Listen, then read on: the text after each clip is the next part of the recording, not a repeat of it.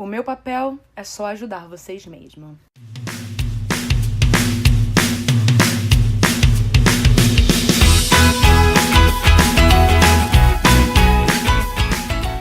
Olá, bem-vindos a mais um episódio de segunda-feira do K-Popercast. E acho que esse assunto interessa muita gente que está começando no K-pop e também a quem não conhece nada e fica se indagando sobre a função de diversos integrantes em um grupo. Sim, hoje eu vou falar sobre o papel de cada ídolo em um grupo.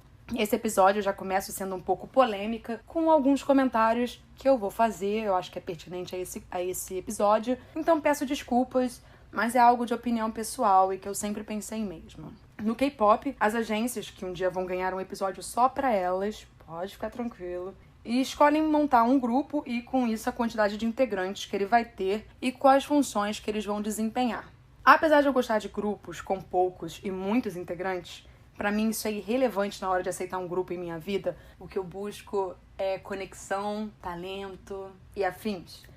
Eu sempre reconheci que certos grupos tinham gente demais. E isso me deixa um pouco chateada, porque certos membros acabam não sendo reconhecidos, não tem muito como mostrar muito do seu talento e muitas vezes acabam sendo negligenciados. Meu problema não é um grupo ter integrantes a veras, mas sim a agência não conseguir dar destaque a todos, porque alguns sempre acabam se sobressaindo e não tem uma rotação ao lançar músicas novas nas divisões da letra. Aí sempre tem aquele integrante que canta ou apenas diz o nome do grupo, ou canta duas palavrinhas. Vocês sabem que isso é uma prática muito comum e gera muita revolta. Então, às vezes, eu acabo, nesse lance todo de funções, esses integrantes, coitados, eles acabam perdidos nessas funções porque a agência não deixa eles brilharem. Agora, a coisa mais polêmica mesmo, assim, nesse episódio, é que sempre que um grupo estreia, ou estou acompanhando ele antes mesmo dele estrear, ou algum grupo que eu pego no meio do caminho, eu tenho um feeling, sabe, aquela sensação sobre um certo integrante.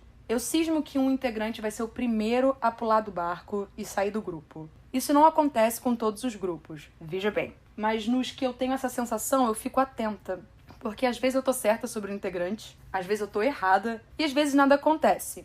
O grupo fica tranquilo, às vezes um outro integrante que eu nunca imaginei de fato sai do grupo. É uma coisa que eu tenho, uma sensação. Mas relaxa, esse episódio é só pra falar sobre o papel de cada integrante dentro de um grupo e eu só quis desabafar sobre essa situação que às vezes eu passo sem querer. Então, vamos lá, que hoje eu vou falar da função de cada um e o que eles fazem em um grupo. Vamos começar com os vocalistas. Afinal, são eles que acabamos escutando mais em uma música. Essa é uma das principais exigências para ser um ídolo, que é saber cantar. Diversos programas de competição são feitos para escolher a pessoa que mais canta bem.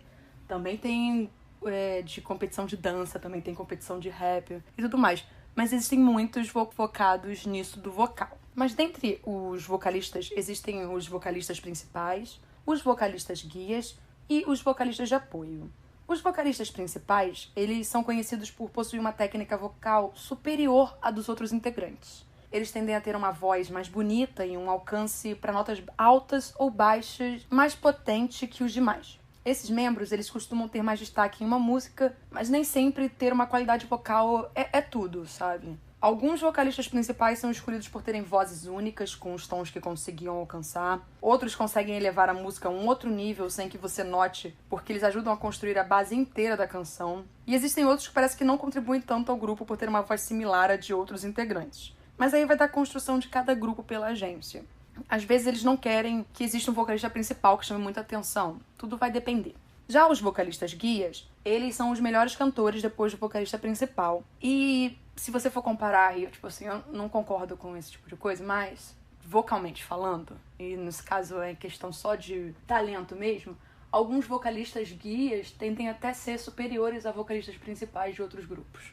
Novamente, é que tudo depende da agência e o que ela quer apresentar, a proposta dela. A função dos vocalistas guias costuma ser de cantar antes do vocalista principal, como se ele estivesse guiando a música para o principal. Além disso, eles também tendem a cantar o refrão, que acaba ficando na cabeça dos fãs. Os vocalistas guias costumam chamar bastante atenção quando o grupo que fazem parte ganha uma subunidade com eles. Sejam eles desempenhando, então, o papel de vocalista principal ou podendo dar atenção a alguma outra função que não conseguia desenvolver dentro do grupo principal. Muitos vocalistas principais e vocalistas guias acabam fazendo musical. Então... musical, que eu me refiro, tipo, peças, né, musicais. E é uma coisa bem interessante de ver como é que eles se desenvolvem fora do grupo. Os vocalistas de apoio, eles são alguns outros integrantes que não são tão fortes vocalmente e que desempenham outros papéis dentro de seu grupo. Eles costumam ganhar e cantar poucas linhas. Na parte de rappers, existem os rappers principais e os rappers guias. Aí, você se lembra daquela minha conversa lá no primeiro episódio, explicando sobre como o K-pop começou? Eu falei sobre o seu Taiji and the Boys. E o que eu falei? Que eles são praticamente os pais do K-pop. O grupo tinha muita influência no hip-hop, e é por isso que até hoje esse elemento ainda continua presente no K-pop. Antigamente, essa função era dada para uma pessoa que tinha talento nisso. Hoje em dia, em alguns casos, vai para a pessoa que consegue falar um pouco mais rapidinho, sem parecer grotesco. E tem outros casos que são muito esquisitos e não sei o que está acontecendo. Os rappers principais, eles costumam ser os integrantes que têm a melhor técnica e habilidades ao fazer rap. Em muitos casos, eles foram descobertos no cenário underground e são pessoas que realmente entendem do assunto. Eles também estão muito envolvidos na criação do seu próprio rap, como também na composição de letras para o seu próprio grupo. Ou vocês ainda não tinham percebido que a maior parte dos rappers de grupos escrevem músicas? Alguns exemplos disso são o G-Dragon, o Junghyun, a Soyeon, o Ravi, o Zico, a Lee, o Jungkook, o RM, o Ilhon e assim por diante. Costumam ser pessoas mais criativas e com certa independência na criação de suas músicas. Eles costumam ser mais envolvidos nessa parte. Muitas pessoas, às vezes, questionam o papel de um rapper dentro de certos grupos, porque em alguns casos parece que não se encaixa no conceito que a empresa escolheu para o grupo. Então, tem casos que tem rapper, tem casos que não tem rapper. Outras agências começaram a inserir o papel do rapper porque parecia algo que era do padrão, da tendência, e não podia ficar fora disso. Mas seus grupos não são tão reconhecidos pelo rap. E existem aquelas outras agências que chamam a atenção por darem atenção e destaque aos seus rappers. E como eu disse, tem grupos que não tem rapper mesmo. O rapper guia costuma ser o melhor rapper depois do principal, mas ele tem menos destaque e espaço para cantar. E ele também pode começar o rap antes do principal. Em alguns casos existe um rapper de apoio, mas isso é mais raro. Ele não tem o mesmo talento que os outros rappers do grupo, mas é melhor que um dos vocalistas nessa função. Deixando a voz de lado, vamos para a dança, onde temos os dançarinos principais e os dançarinos guias. Sabemos que todo mundo tem que dançar num grupo, mas existem os destaques, e a gente sabe que sempre tem aqueles integrantes que estão dançando, mas parece uma tabuinha, não consegue direito. Os dançarinos principais costumam ser os responsáveis por dar uma performance espetacular, bem carismática, sexy, e conquistar o público com a sua dança. É normal que um dançarino principal tenha destaque com um solo na coreografia, ou que ele apareça à frente durante uma parte principal da dança. Como ele tem que focar em movimentos que demandam mais dele, o dançarino principal acaba sendo um rapper ou um vocalista de apoio, porque ele precisa se concentrar bem, afinal é uma tarefa que demanda fôlego. Claro que existem casos que isso não acontece, e também em artistas solos, mas como eu tô falando aqui de grupos, eu nem vou entrar nesse caso. O dançarino guia costuma guiar o grupo até o momento importante da coreografia, que depois passa para o principal. Existem grupos que tanto o principal e o guia são bons, e eles têm quase o mesmo destaque e fazem solos juntos. Agora chegamos às funções que não tem nada a ver com voz ou dança, tem mais a ver com presença. Então a gente vai começar com o visual e o face of the group, que é o rosto do grupo, já que essas duas funções elas acabam sendo confundidas ou às vezes se unindo. A função de um visual é bem importante dentro de um grupo, já que ele tem o papel de atrair as pessoas com sua beleza. O visual costuma ser o integrante que ganha papéis em doramas, mesmo antes da estreia do grupo, para já cativar o público e conquistar alguns fãs fiéis que vão se interessar em seguir ele e o que ele está fazendo. Ele também continua seguindo sua carreira de ator, sempre indo chamar a atenção e conquistar mais fãs. Além disso, ele também costuma sempre ficar no centro das fotos promocionais do grupo, aparecer em propagandas de roupas, cosméticos, ensaios fotográficos e afins. Já o Face of the Group é o integrante que mais aparece nos programas de variedade, que possui uma habilidade mais solta para conversar e interagir com outras pessoas. Ele seria um tipo de porta-voz. Essa função é responsável por representar o grupo, por mostrar uma imagem que lembre e defina o grupo. Aí muitas vezes essas duas funções se confundem, mas o visual costuma ser a pessoa mais bonita e o face of the group é aquele que tem mais carisma e desenvoltura ao frequentar os programas. Muitas vezes, essas duas funções são da mesma pessoa e, em alguns casos, o rosto do grupo pode ser o líder, porque costuma ser aquela pessoa que se pronuncia mais, que fala, né?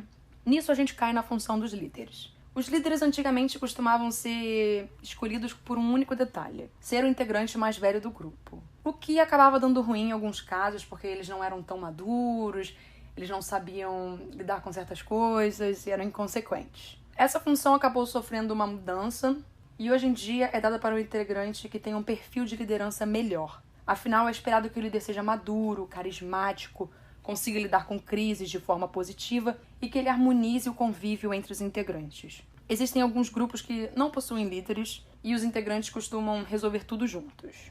Mas aí você ouviu isso tudo e ficou: ai, pera, Renata, mas tem certos casos que isso não rola. Eu comentei mesmo da maioria dos casos, mas tudo se encaixa mesmo no perfil que a agência escolheu por um grupo e como uma música vai ser apresentada também. Se um conceito acaba exigindo mais de um ou menos de outro, isso é arranjado e feito para que combine com o melhor integrante. O que se encaixar no melhor resultado será usado na versão final para o público. Existem vocalistas guias que assumem a posição de principal em alguns momentos, que alguns vocalistas acabam soltando um rap em umas músicas, e assim por diante. Nada é sempre fixo. O que vale é o que vai ficar bom no final de tudo. Se um membro com uma função tiver que exercer uma outra função para uma música, a única coisa que se espera, tanto da agência como do público, é que ele faça isso bem. O negócio é ser versátil e bom. Então, por isso que eles sempre estão em constante aprendizado. A gente espera, obviamente, que as empresas estejam ajudando nisso, porque em muitos casos não ajudam. A gente também sabe que algumas vezes um integrante fica indisposto e alguém do grupo vai ter que cobrir a parte dele. Então, algumas mudanças acontecem em diversos casos e é sempre bom ser flexível, ter aquele integrante coringa que consegue se encaixar em diversas possibilidades. Ah, por que eu não falei de maquinê? Porque maquinê não é uma função, é apenas uma pessoa que é a mais nova em um contexto, seja em um grupo, programa de variedades e afins. Então, eu espero que vocês tenham aprendido um pouquinho. Se eu falei besteira, vocês podem vir puxar minha orelha, não tem problema. E a gente se vê na sexta-feira. Então, tchau!